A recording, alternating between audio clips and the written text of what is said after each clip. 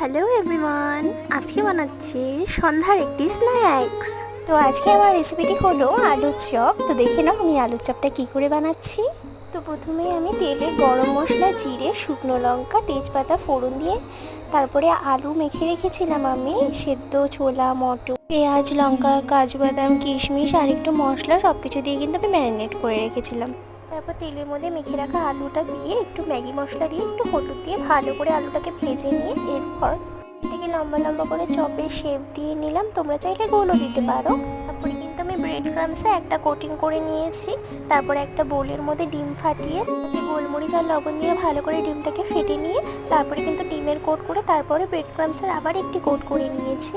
এখন এটাকে লাল লাল করে ভেজে উঠিয়ে নিলাম। এখন এটাকে প্লেটিং করে সার্ভ করে নেব। খেতে কিন্তু অসাধারণ হয়েছিল, জাস্ট ফাটাফাটি।